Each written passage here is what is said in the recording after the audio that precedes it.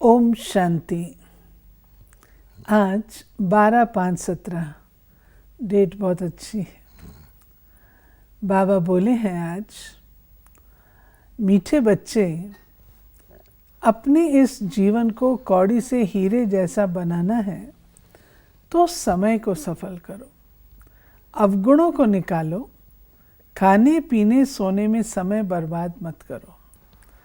आज हमने जब ये महावाक्य सवेरे सुने तो अटेंशन गया कि कहाँ कहाँ हम अपना समय बर्बाद कर देते हैं।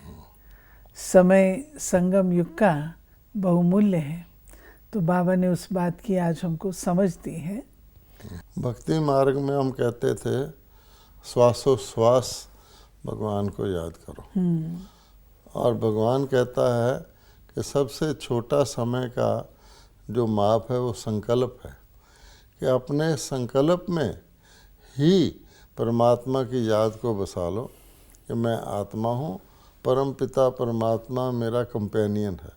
तो जब संकल्प में ही परमात्मा की याद रहेगी तो उसके आधार पर हमारे बोल कर्म समय सब श्रेष्ठ होगा।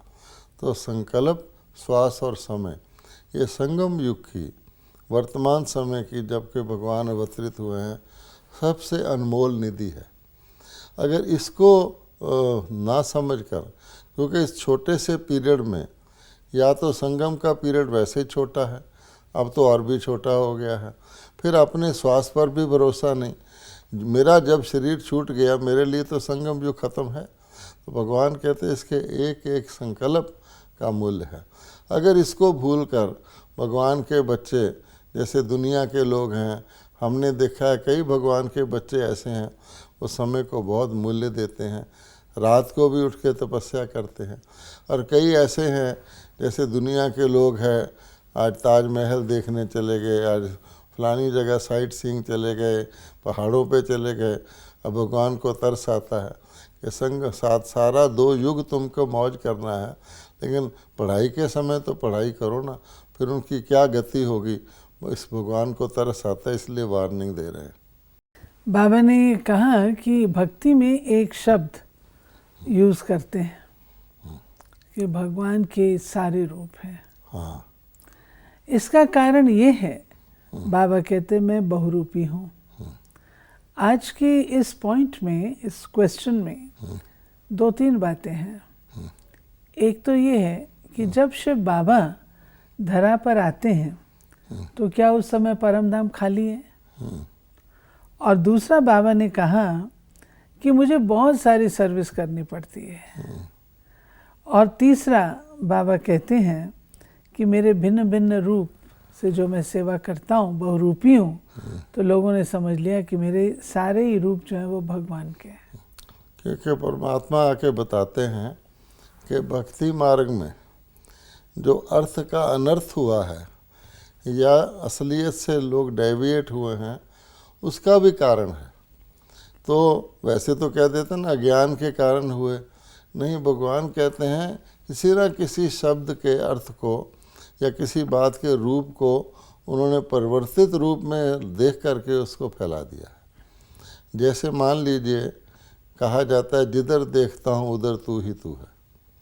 अब ये एक भावनात्मक चीज़ भी है।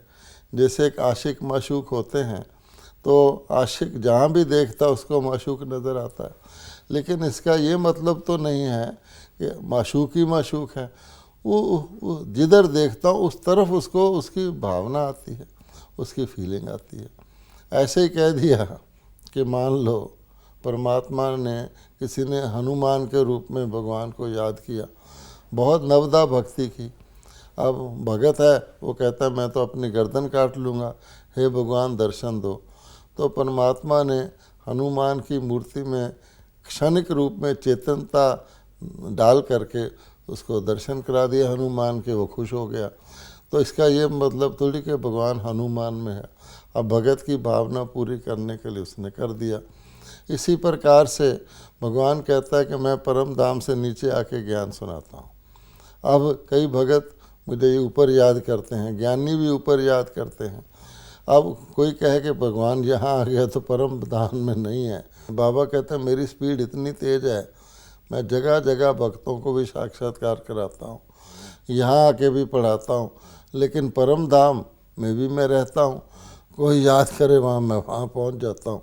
इसलिए बाबा ने कहा कि बहुरूपी हूँ मैं। उससे लोगों ने कह दिया सभी रूप परमात्मा के हैं। फिर बाबा कुछ बच्चों को कहते हैं कि ये मेरे सपूत बच्चे हैं। बाबा की जो श्रीमत है, बाबा कहते जो उसका पालन करते उनको मैं सपूत कहता हूँ। कौन सी श्रीमत है? बाबा कहते कभी भी बच्चे डिससर्विस नहीं करो। टाइम बहुत वैल्यूबल है, इसे सोने में नहीं गंवाओ। कम से कम 8 घंटा मेरे खातिर तो दो। ये श्रीमत पालन करने वाले सपूत बच्चे हैं। अब देखिए कि कहा जाता है कि एक को देखकर दूसरा उसके कर्मों को फॉलो करता है। हमेशा ध्यान रखो कि जैसे कर्म मैं करूँगा, मुझे देखकर दूसरे भी करेंगे। अब हम भगवान के बच्चे बन गए। अब हम श्रीमत का फॉलो करना, बाबा ने बताया कम से कम 8 घंटा 24 घंटे में 100% मेरी श्रीमत पर चलो। अगर कोई बच्चे ये समझते हुए भी नहीं चलते, बहुत सारे चलते हैं, उसको बाबा ने कहा सपूत हैं। नहीं चलते, अपना टाइम वेस्ट करते हैं, या मुरली रेगुलर नहीं सुनते, या अमृत वेले जागते नहीं हैं, कुछ भी करते हैं, या भोजन की शुद्धि नहीं रखते, या सोने घूमने में अपना टाइम वेस्ट करते हैं, अपने वस्त्रों का आदि का ध्यान रखते हैं, तो भगवान कहता है उनको देखकर दूसरे भी ढीले हो जाते हैं। उसको डिससर्विस कहता है। वो फिर मेरे एक प्रकार से डिसरिगार्ड करते हैं, क्योंकि उनको देख करके दूसरे में भी ढीलापन आता है। जो एक्टिव होगा उसको देख के दूसरे एक्टिव होंगे, और जो ढीला होगा दूसरे कहेंगे ये करता है, मैंने भी कर लिया तो क्या हुआ, उसका बोझ चढ़ जाता है। फिर बाबा ने कहा कि आत्मा तुम्हारी अशरीरी है। शरीर है तो शरीर का पिता है। आत्मा जो अशरीरी है उसका बाप भी अशरीरी है। और बेहद के बाप से बेहद सुख का तुम बच्चों को वर्षा मिलता है, जो अभी से शुरू होता है और अंत तक चलता है। अब शारीरिक बाप से किसी को इनहेरिटेंस मिलेगा भी तो शरीर के अब से लेकर शरीर के अंत तक चलेगा। एक जन्म ही चलेगा, वो भी जितनी किसी की आयु हो। अशरीरी है आत्मा। अब आत्मा तो अनेक जन्म लेती है, वो अविनाशी है, अनादि है, वो तो पुनर्जन्म लेती ही रहती है। उसको जो वर्षा मिलेगा वो शारीरिक पिता का तो नहीं मिलेगा, आत्मा के पिता परमात्मा का मिलेगा। तो परमात्मा का इनहेरिटेंस भी बेहद है, उसमें सुख, शांति, पवित्रता, पूरी आयु सब कुछ है। तो बाबा कहता है वो फिर आत्मा धारण करेगी तो जन्म जन्मांतर चलेगा, अनलिमिटेड हो जाएगा। बेहद कहते हैं ना बाबा, बेहद मैंने बेशुमार, बेहद के बाप को याद करना है। क्योंकि परमात्मा तो ओशन है। अब ओशन ऑफ नॉलेज है, ओशन ऑफ पीस है, ओशन ऑफ हैप्पीनेस है, ओशन ऑफ पावर है, तो बेहद हो गया ना, जितना धारण कर लो। आज की मुरली में बाबा ने विक्रम और पाप कैसे हमारे नाश होते हैं वो भी बाबा ने बताया। बाबा कहते देखो भक्ति में कितने भोले होते हैं। गंगा स्नान करेंगे या इधर उधर जाएंगे, समझेंगे हमारे पाप भस्म हो गए। लेकिन बाबा कहते हैं पाप तो उससे भस्म नहीं होते, क्योंकि फिर जब पुनः स्नान करके बाहर आते हैं तो वो चीज़ें फिर से इमर्ज हो जाती हैं। नहीं, स्नान करते समय भी कौन से भस्म होते हैं? पानी के स्नान से किसी के पाप थोड़ी भस्म होते हैं, उससे शरीर साफ होता था। आजकल तो गंगा के अंदर इतना पोल्यूशन है कि लोग भक्ति भाव से गंगा स्नान करते हैं, बाहर आके फिर शुद्ध पानी से नहाते हैं, तो शारीरिक शुद्धि भी नहीं होती, तो आत्मा की शुद्धि का तो सवाल ही नहीं पैदा होता। ज्ञान स्नान से जो परमात्मा ज्ञान अमृत पिलाते हैं उससे आत्मा शुद्ध बनती है ना। तो ये बात बाबा कह रहे हैं कि तुमको याद करना है बाबा को, याद से तुम्हारे विक्रम भस्म होंगे। क्योंकि याद जो है उससे अग्नि है, उससे आत्मा परमात्मा से शक्ति लेती है। और लगन जो है, लगन वाली जो याद है, लगन की अगन से बाबा कहते हैं ये पाप दगद होते हैं। अब इसमें देखा जाए तो जल और अग्नि की क्वालिटीज़ में वैसे भी फ़र्क होता है। जल में आप कोई चीज़ शुद्ध साफ़ करते हैं तो जल खुद मैला हो जाता है, वस्तु को साफ़ कर देता है। मान लीजिए आपने कपड़े धुलाई किए, आपके कपड़े साफ़ कर देगा, पानी मैला हो जाएगा। लेकिन अग्नि में आप जो कुछ भी डालोगे, अग्नि अपना रूप नहीं बदलेगी, अग्नि दूसरी चीज़ को साफ़ कर देगी, उसका रूप ही परिवर्तित कर देगी। लेकिन इसलिए अग्नि में डाली हुई चीज़ को शुद्ध कहा जाता है। तो भगवान कहता है ज्ञान अमृत है, ये भी आवश्यक है, और योग अग्नि है, ये भी आवश्यक है। आपने कभी कोई सब्जी बनानी हो तो सीधी आग पे रख दोगे तो भी नहीं काम चलेगा, उसमें थोड़ा पानी भी डाला जाता है, उतना ही डाला जाता है जिससे वो गल जाए। तो भगवान कहते हैं ज्ञान अमृत और योग अग्नि दोनों की आवश्यकता है, और दोनों का बैलेंस रखने से ही हमारे विक्रम भी विनाश होते हैं, आगे के लिए हम विक्रम नहीं करते। बाबा ने ये बात आज बताई कि सभी धर्म वालों को बाप से वर्षा लेने का हक है, और उसमें बाबा कहते हैं कि तुम्हें वर्षे पर समझाना चाहिए कि शिव बाबा कौन सा वर्षा देते हैं, जिसको बाबा ने आज 2 शब्दों में कहा है, मुक्ति और जीवन मुक्ति। ये वर्षा सभी बच्चों को मिलता है। यहाँ तो इस समय अभी सब जीवन बंध में है। ये नहीं, ऐसा नहीं है कि जो ब्रह्मा कुमार कुमारी बनते हैं, परमात्मा के डायरेक्ट बच्चे अडॉप्टेड बनते हैं, उन्हीं को भगवान से वर्षा मिलता है। एक रीति से परमात्मा की संतान आत्मा के रूप में तो दुनिया के सभी धर्मों की आत्माएं परमात्मा की संतान हैं। खाली जो शारीरिक रूप से अडॉप्ट होते हैं ब्रह्मा के द्वारा, वो फिर उनकी ईश्वरी संतान के साथ साथ ब्रह्मावंशी संतान भी कहलाते हैं। लेकिन वर्षा सबको मिलता है। पहली बात ये परमात्मा का इनहेरिटेंस क्या है, क्या तो भगवान ने कहा मुक्ति और जीवन मुक्ति। इस दुनिया में सब बंधन में है, कर्मों के बंधन में है, माया के बंधन में है, छूटना भी चाहें छूट नहीं पाते।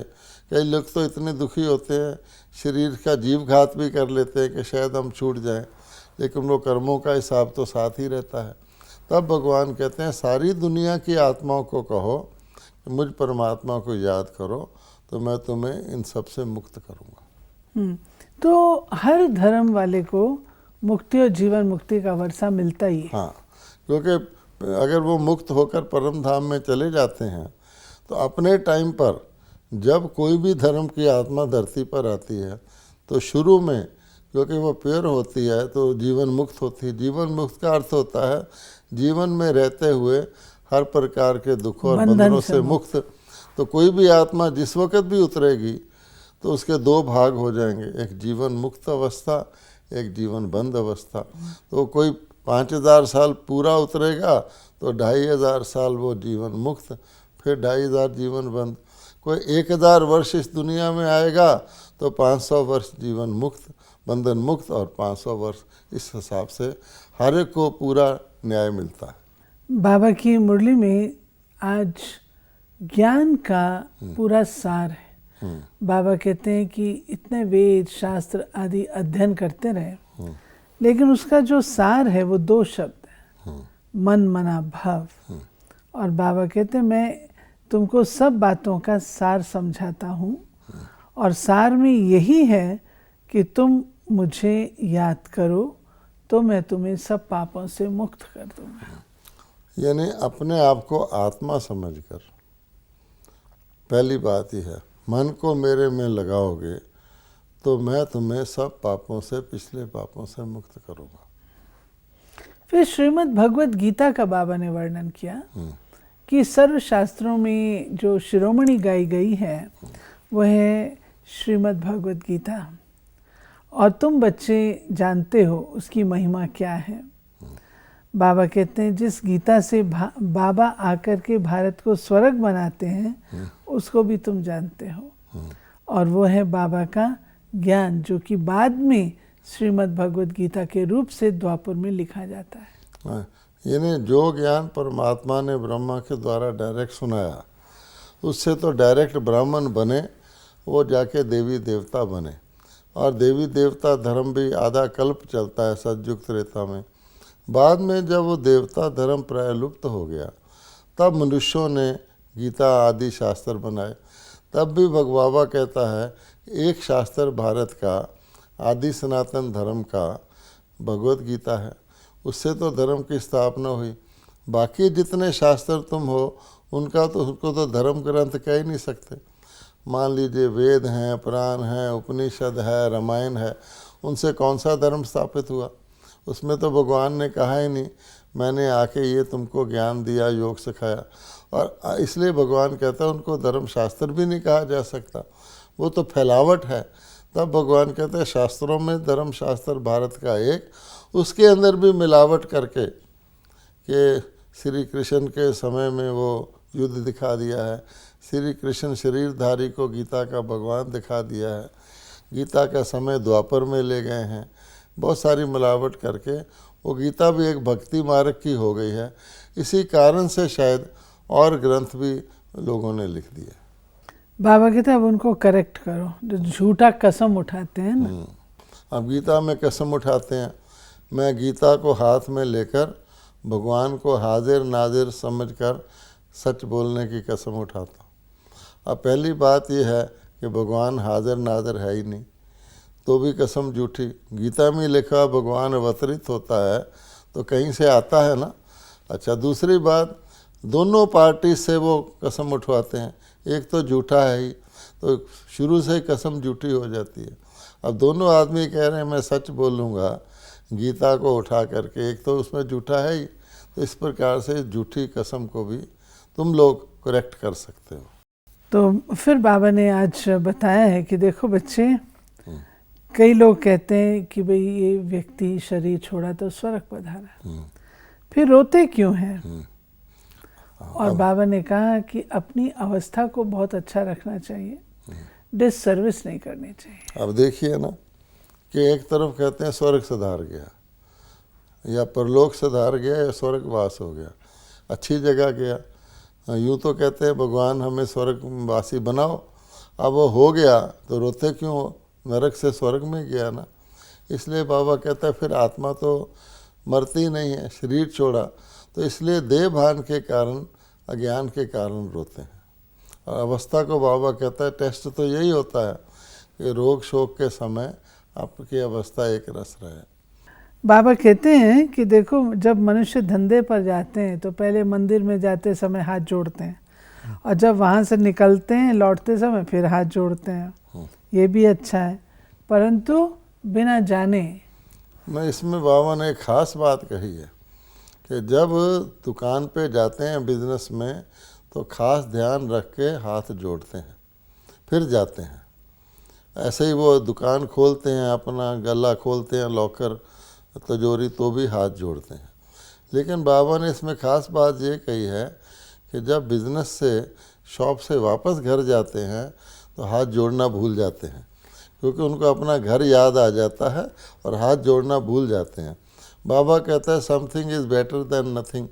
चलो जाते समय जोड़ते हैं, ये भी कुछ अच्छा है, ये बताया बाबा ने। घर की याद में वो भगवान को हाथ जोड़ना भूल जाते हैं।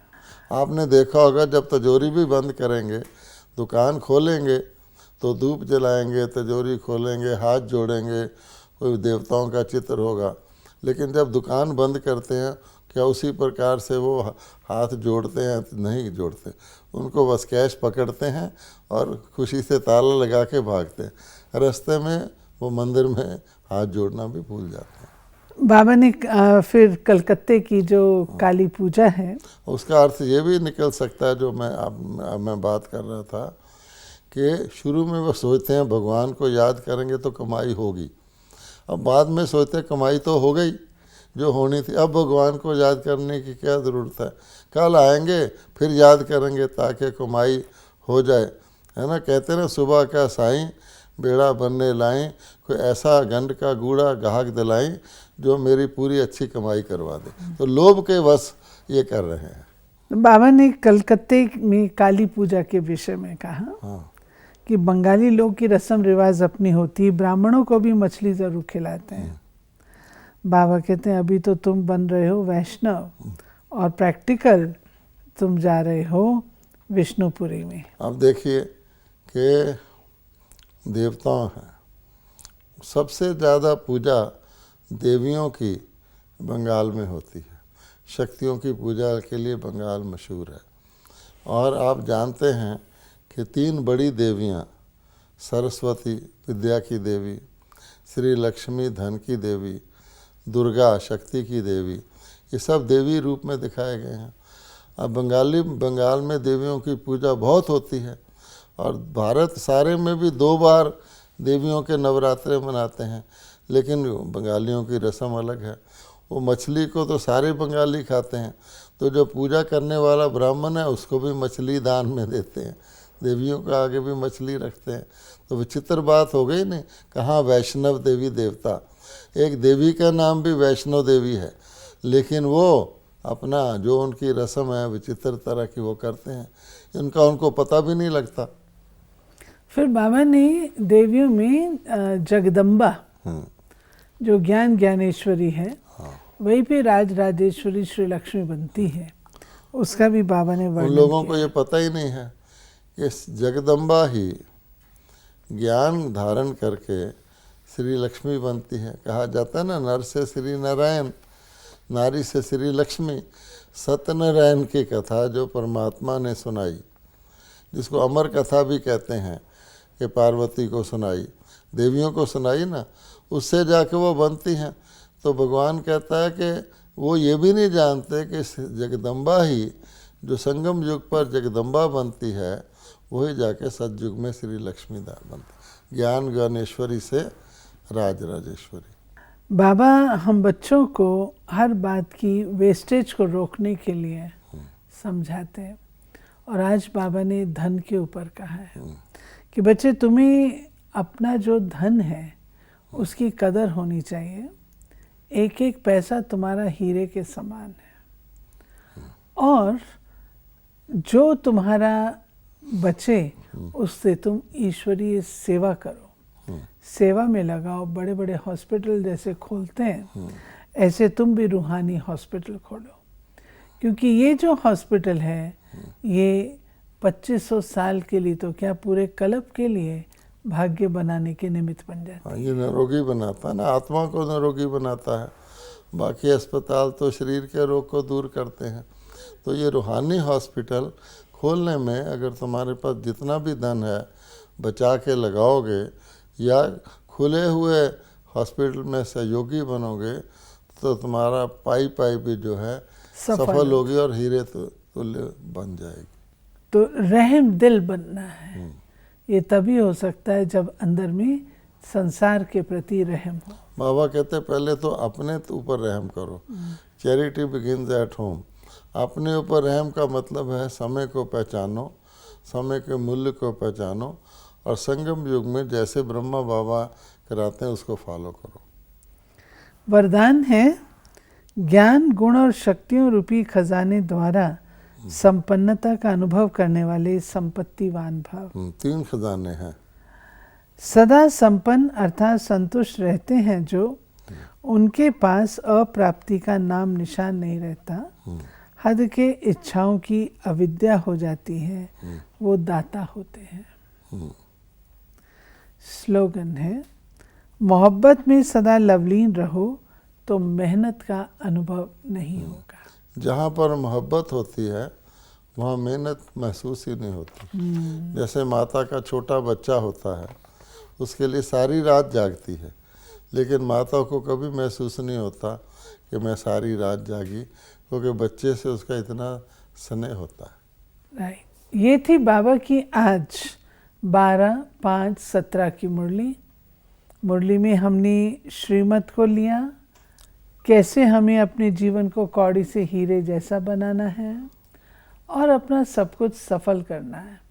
बाबा ने विभिन्न राजों को स्पष्ट किया। आइए हम चेक करें कि हमारा कितना तन मन धन समय संकल्प संबंध सफल हो रहे हैं। ओम शांति।